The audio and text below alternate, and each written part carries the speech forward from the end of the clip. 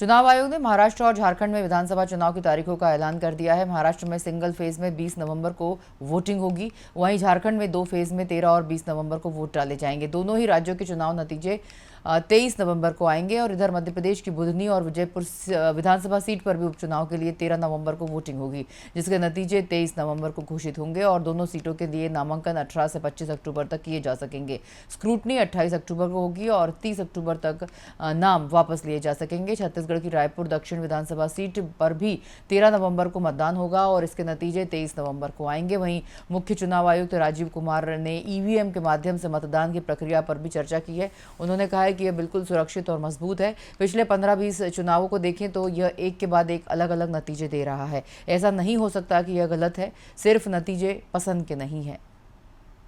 ये महीने लगभग 5-6 महीने फर्स्ट एफएलसी शुरू होती है ईवीएम की। मैं 2 बात बता रहा हूँ, बस मोटी सी 2 बात, बाकी सब आपको मालूम है। वो टेम्पर नहीं हो सकती, उसमें कोई कनेक्शन नहीं हो सकता। अभी लोग पूछते हैं जब पेजर से उड़ा देते हैं तो ईवीएम को कैसे हैक नहीं कर सकते, ये भी पूछते हैं। जब कोई किसी कंट्री में पेजर से उड़ा दिया तो ईवीएम हैक हो जाएगी। अरे भाई, पेजर कनेक्टेड होता है, ईवीएम कनेक्टेड नहीं होती। एनीवे, 2 बात मोटी मैं आपको बताता हूँ, बहुत मोटी। 5-6 महीने पहले एफएलसी होती है, first level checking of the EVMs, और मेरे पास में पूरा रिकॉर्ड है। ये हम जो भी ईवीएम की शिकायतें बाय द वे आई हैं, वो हमारे पास 20 शिकायतें आई हैं। हर 20 शिकायत का हम इंडिविजुअल जवाब देंगे, फैक्ट बाय फैक्ट।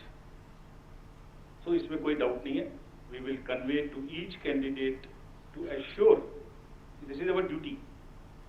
एक्चुअली हमारी ड्यूटी है कि अगर कैंडिडेट ये पूछ रहे हैं कि आप बताइए, तो हम उन्हें बताएंगे, निश्चित रूप से बताएंगे, लिख के बताएंगे, पूरा डिटेल्ड बताएंगे और जल्दी ही बताएंगे। तो I am not going to individual cases, और उन सबको पब्लिश भी कर देंगे ताकि आप सबको भी पता लग जाए। But first level checking, randomisation, second randomisation, storage में रखना, स्टोरेज से बाहर निकालना, कमीशनिंग करना, कमीशनिंग के बाद वापिस स्टोरेज में रखना, फिर उसको पोलिंग डिस्पर्सल के दिन ले जाना, फिर उसको बूथ पे पहुंचाना, बूथ पे पूरा दिन वोटिंग कराना, फिर सील करना, फिर वापस स्टोरेज में रखना, फिर काउंटिंग के दिन निकालना, फिर पूरे दिन दिखाना। इसमें हर समय पर पॉलिटिकल पार्टी या उस कैंडिडेट या उसका एजेंट मौजूद रहते हैं। जब मशीन में कमीशनिंग होती है उस दिन उसमें बैटरी डाली जाती है। पहले आया था, पहले और बहुत सारी चीजें आई थी कि वो हैक हो सकती है, उसका वोट इधर डाला तो इधर जा सकता है, कुछ हो सकता है। ये पहली बार आया। अब हम ये भी सोच रहे हैं कि इससे अगला क्या आएगा, हम नहीं समझ पा रहे इससे अगला क्या आएगा, बट लगता है अगला भी कुछ आएगा, रुकेगा नहीं। मतलब कितनी बार। एनीवे, कमीशनिंग बहुत जरूरी है समझना। वोटिंग से करीब 5 या 6 दिन पहले कमीशनिंग होती है।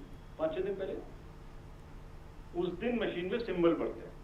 तो अब मशीन में अभी तक नई बैटरी उस दिन एक डाली जाती है और सील करके उस बैटरी पे भी कैंडिडेट के एजेंट्स के दस्तखत होते हैं। छोड़िए, मशीन पे तो होंगे ही होंगे।